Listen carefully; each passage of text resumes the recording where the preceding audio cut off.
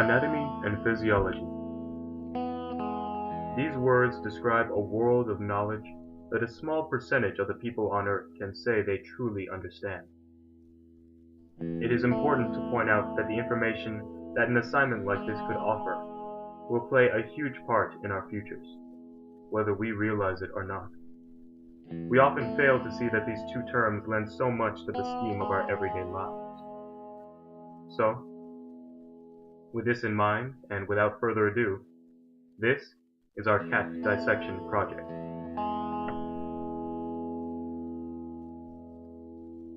Throughout this project, our goal was to successfully dissect a cat, exposing specific parts in order to learn more about the body's anatomy and physiology.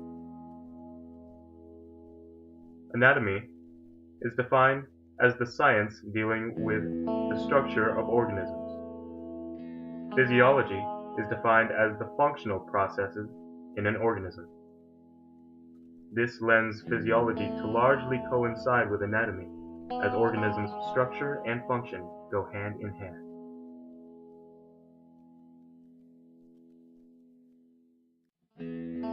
When it comes to the body, every system is comprised of multiple components, from the stomach in the digestive system to the brain in the nervous system. Every single component is crucial to the body's survival in its own way.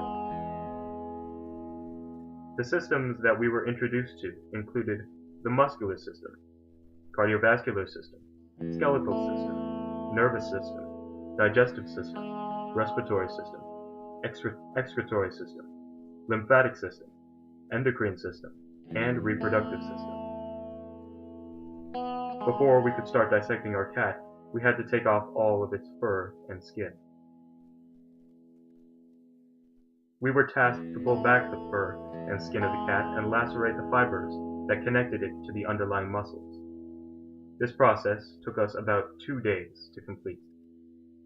An interesting fact about cats and their fur is that they don't need to take a bath to clean their fur. All they need is their saliva. This is because cat saliva has enzymes that help to keep their coats healthy.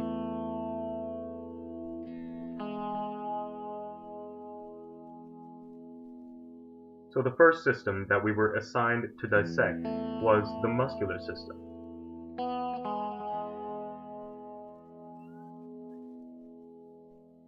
A cat uses its muscles to its advantage to act as the agile feline that it is.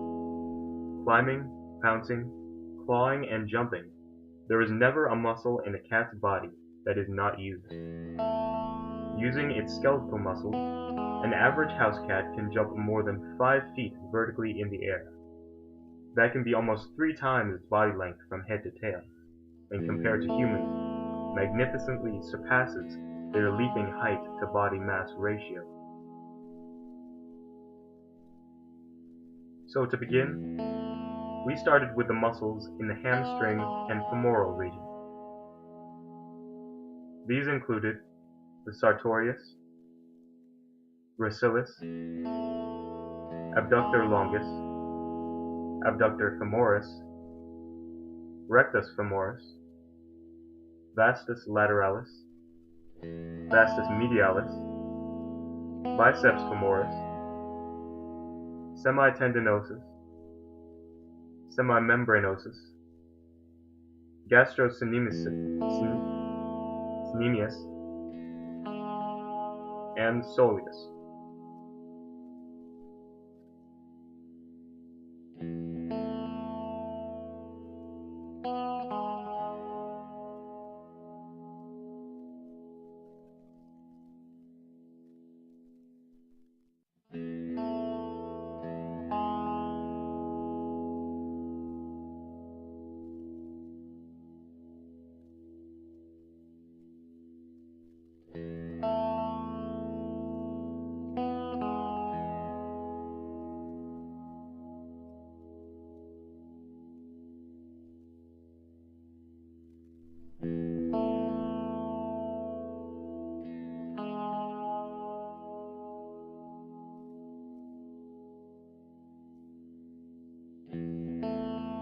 Next, the muscles in the abdominal region included the rectus abdominis, external oblique, internal oblique, and transverse abdominis.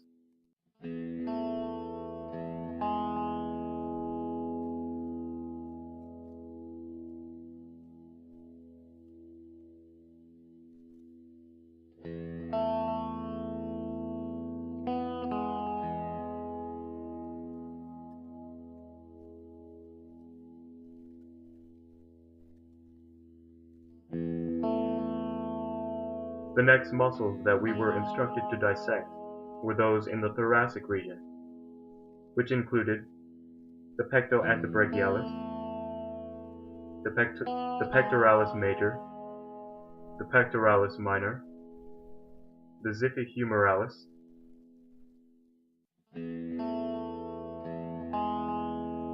the serratus ventralis,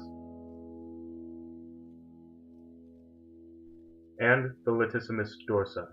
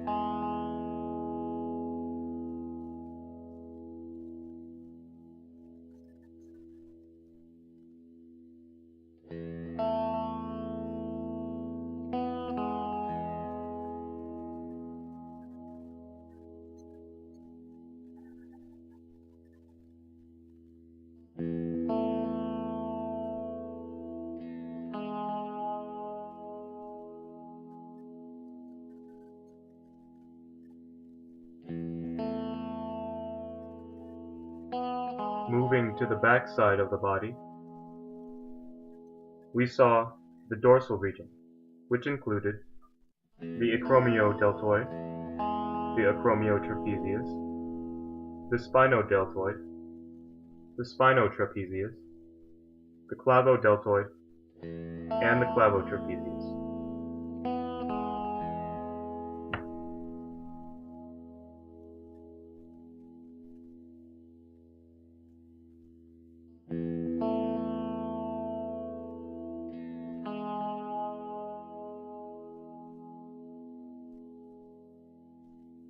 Going to the muscles in the arms, we saw the biceps brachii and triceps brachii. And lastly, the muscles in the throat included the digastric, mylohyoid, sternohyoid, and sternothyroid. We then had to dissect the nervous system, primarily the peripheral nervous system.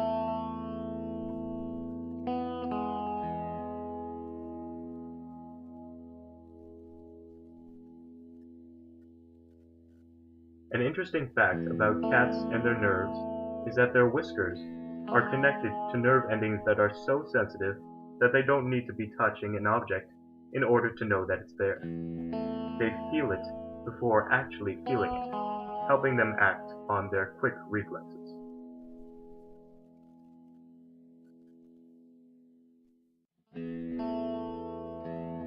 When dissecting the nervous system, we found the radial nerve, ulnar nerve, median nerve, dorsal thoracic nerve, femoral nerve, saphenous nerve, sciatic nerve, common fibular nerve, tibial nerve, and the spinal cord.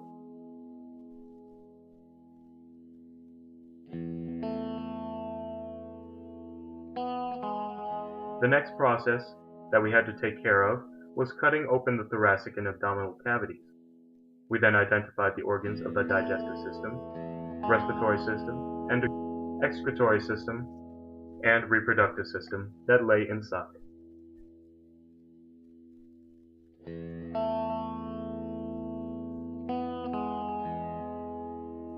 In the chest and throat, we found the respiratory system, which included the trachea and the lungs.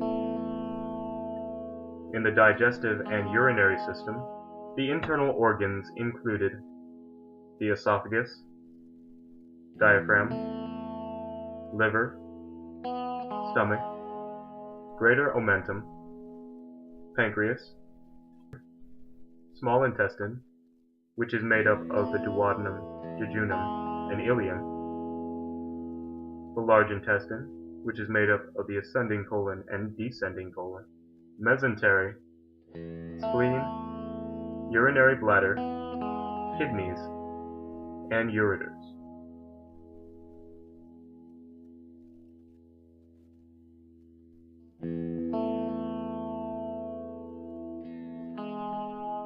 And finally, the reproductive system included the testes, uterine horn, and ovaries. But in our case, our cat only had testes since it was a male.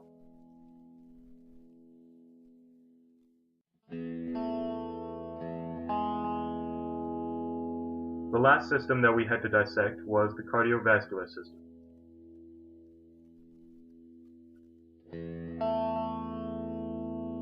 The cardiovascular system consists of the heart, as well as veins and arteries. These included the brachiocephalic artery, the brachiocephalic vein, the superior vena cava, the inferior vena cava, the left subclavian artery, the left subclavian vein, the brachial artery, the brachial vein, the abdominal aorta, the femoral artery, the femoral vein, and the superior mesenteric vein.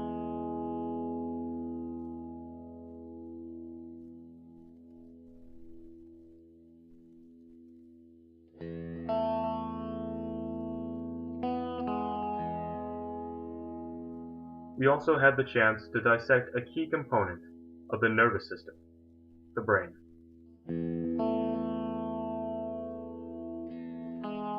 An interesting fact about cats and their brains is that cats are technically twice as smart as dogs. This is due to the difference in brain structure, in which cats' brains can process more information faster.